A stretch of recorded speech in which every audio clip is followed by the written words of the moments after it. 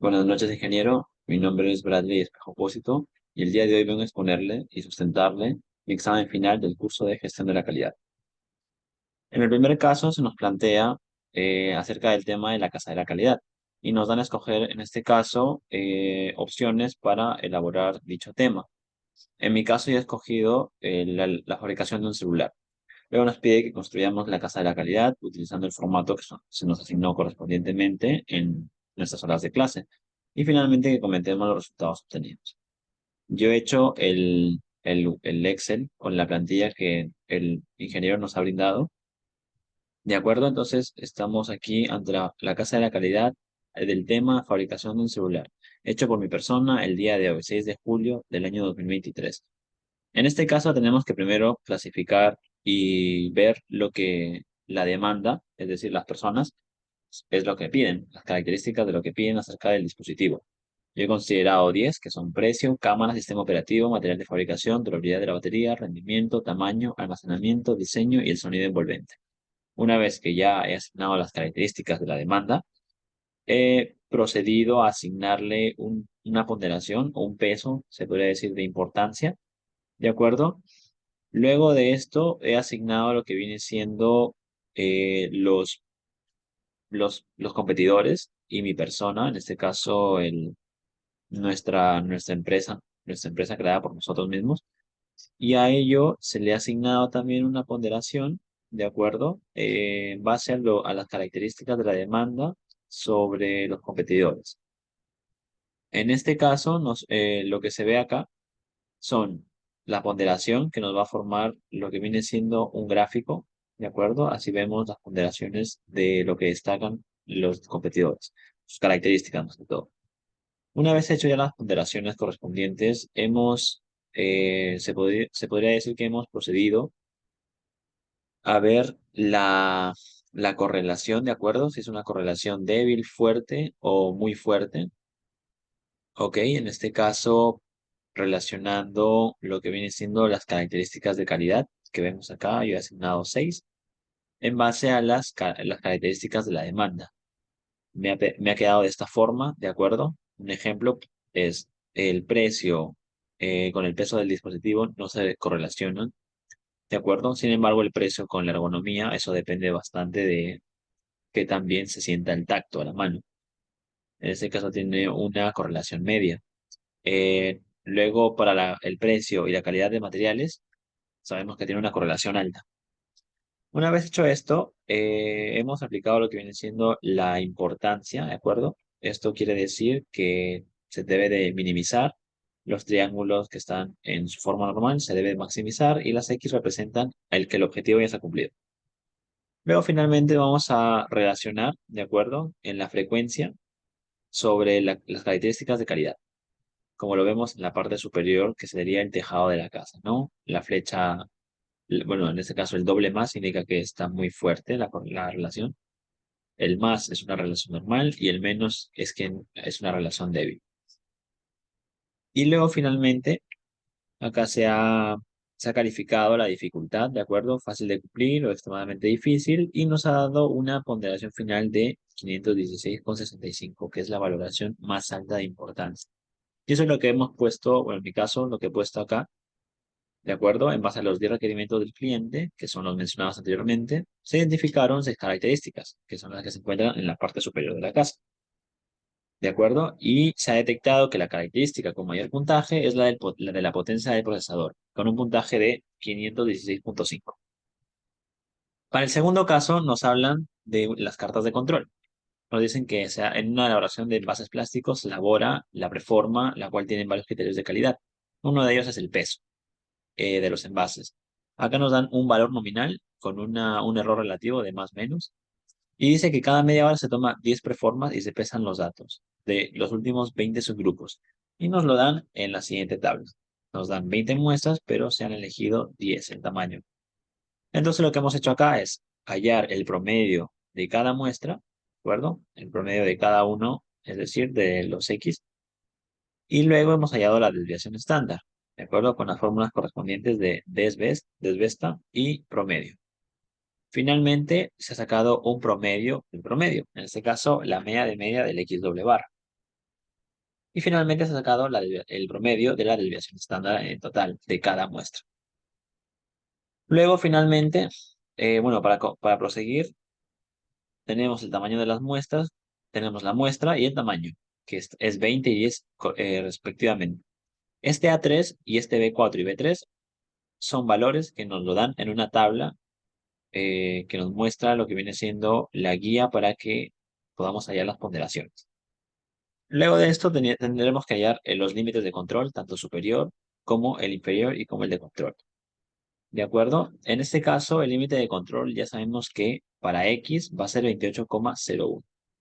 Ahora, para poder hallar el límite de control superior, lo que hemos hecho es sumar el límite de control más el producto del A3 con la desviación estándar del S-bar. En este caso se suman y en el caso del límite de control inferior se resta. De igual forma, bueno, para la desviación estándar, el límite de control S y el LSI se halla efectuando el producto del límite de control con el B4 para el límite de control superior y para el límite de control inferior es el límite de control por el B3. Una vez hallado esto, vamos a ver lo primero que se va a monitorear es el X barra. Ingresamos a modo de valor los límites de controles con los resultados de las 10, de las 20 muestras de la media X barra. Hallamos el gráfico y nos damos cuenta de que en el gráfico se puede identificar que el proceso es estable y centrado. Y también se encuentra bajo control estadístico, ya que no presenta ninguna causa asignable. No vemos ningún punto que está fuera de los límites de control. Y en segundo vamos a monitorear la desviación estándar, que el proceso se repite, ahora simplemente sería la desviación estándar. De igual forma, también observamos que la carta S se puede identificar que el proceso es estable en amplitud y dispersión y se encuentra bajo control estadístico. Luego se nos plantean cuatro preguntas. ¿Qué carta usaríamos en este caso? Bueno, yo he usado la carta XS ya que el tamaño de la muestra es 10 y el uso de las demás cartas no serían adecuadas ya que no son suficientes para detectar la variabilidad del proceso. Luego nos pregunta si está bajo control. Efectivamente, hemos hallado las gráficas y hemos podido observar que ambas presentan procesos bajo control estadístico. Ahora nos dicen de que en el peor de los casos, ¿qué podemos hacer siempre y cuando no esté bajo control? Acá he puesto 5 acciones: control de calidad más riguroso, aplicar estrategias de mejora continua, planificación y control de procesos, tener un plan de contingencia ante sucesos inesperados que afecten a la calidad y la capacitación más detallada al personal. ¿De acuerdo? Eso con el fin de mejorar la eficiencia. Luego la última pregunta dice, según los datos de las muestras, ¿se puede afirmar que es un proceso capaz? Sí, no y por qué. En este caso sí, porque el proceso no presenta causas asignables como tal, fuera de los límites de control, y es centrado, ya que las líneas que hemos visto en la parte superior no exceden de los límites de control. En el caso 3, el tema son las partes de la auditoría. Sabemos que se dividen en 3 partes, ¿de acuerdo? Y nos hacen preguntas sobre qué es una auditoría de primera parte, de segunda y de tercera, y bueno, que citemos algún ejemplo, ¿no? Bueno, la auditoría de primera parte es un tipo de control en el cual la organización se basa en el análisis de sus fortalezas, debilidades y rendimiento. Es decir, se podría decir que es de forma interna, ¿no? Un ejemplo es, por ejemplo, en el rubro de comida rápida, se puede hacer un control de inspección de las instalaciones, de los insumos, de los procesos y más que todo en las prácticas de higiene. Esto para que se cumplan las normas sanitarias y de seguridad de la calidad, para asegurar la productividad y si es que sucede una no conformidad, tomar acciones correctivas. Por otro lado, ¿qué es una auditoría de segunda parte? Bueno, una auditoría de segunda parte ya se basa más que todo en la evaluación y verificación de la parte de la organización y de sus proveedores o de socios comerciales para que los proveedores cumplan con los requisitos y estándares establecidos por las normas. Por ejemplo, una empresa automotriz que ensambla autos, de hecho que debe de buscar sus proveedores para que puedan brindarle los componentes. Ahora, estos componentes tienen que pasar por un riguroso control de inspección para asegurar el diseño y que cumpla con los estándares y requisitos de la calidad establecidos, para que garantice a nuestro proveedor o socio que nos suministre siempre los componentes más fiables y de mejor calidad para la empresa. Finalmente, ¿qué es una auditoría de tercera parte? Bueno, esto implica más que todo evaluar y verificar por parte de una entidad externa a la empresa auditada. En esta auditoría, la entidad externa tiene como función revisar y evaluar el cumplimiento de los estándares y requisitos de la calidad. Por ejemplo, en una organización dedicada a la producción de alimentos para mascotas, contrata una empresa certificadora externa para evaluar los documentos basados en la confiabilidad y que estén relacionados al cumplimiento de requisitos establecidos por las normas. Esto para que al verificar que se ha cumplido con todos estos requisitos, se emita un certificado que confirme el cumplimiento de, de estos, además de los estándares y de las, y de las conformidades establecidas por las normas.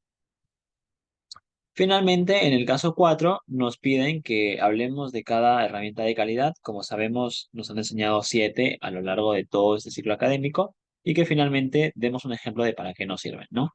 Bueno, ya sabemos que son 7: el histograma, el diagrama de dispersión, de Pareto, de estratificación, los gráficos de control, la hoja de verificación, finalmente el diagrama de causa-efecto que es Ishikawa. Bueno, sabemos que el histograma es una representación a modo de gráfico que nos plasma la distribución y variabilidad de los datos. Y nos dan un ejemplo acá. Bueno, acá he puesto un ejemplo que es, por ejemplo, en un salón de clases, ver cuántos alumnos miden entre 1,60 m y 1,80 m. Vamos a ver lo que viene siendo qué tanto varían estos datos. En segundo lugar, tenemos el diagrama de dispersión, que nos muestra la relación que existe entre dos variables de un mismo proceso. Por ejemplo, en una empresa clasificadora se puede analizar la velocidad de la producción con el volumen de producción. Por otro lado, el diagrama de Pareto se emplea para priorizar un problema a nivel productivo.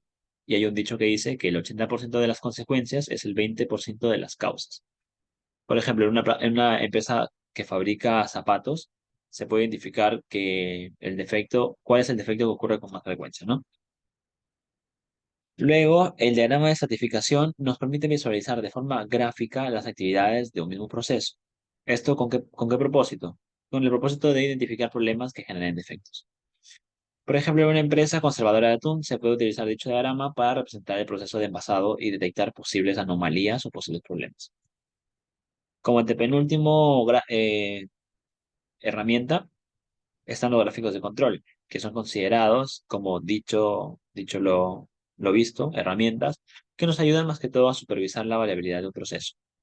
Por ejemplo, en una empresa clasificadora se pueden emplear estos gráficos, sabemos que hay varios gráficos de control, más que todo para saber, en este caso, el nivel de gasificación, ¿de acuerdo? Para que se encuentre dentro de los límites establecidos por la empresa. Esos límites los establece la empresa. Como penúltima herramienta, tenemos las hojas de verificación, que se emplean para recopilar datos y plasmar la frecuencia de ocurrencia de un problema a nivel productivo. Por ejemplo, en una cafetería, si se sacan los cafés a una temperatura adecuada, podemos ver y monitorear la cantidad de veces en las que el café no ha salido a la temperatura deseada. Y finalmente, el diagrama causa y efecto nos sirve para identificar las causas y consecuencias de un problema. En una empresa bancaria, por ejemplo, podemos determinar la baja velocidad del flujo con la que se atienden a los clientes. Y en base a eso nos puede ayudar a tomar una opción o alguna medida ante esta no conformidad. Eso es todo por mi persona y muchas gracias.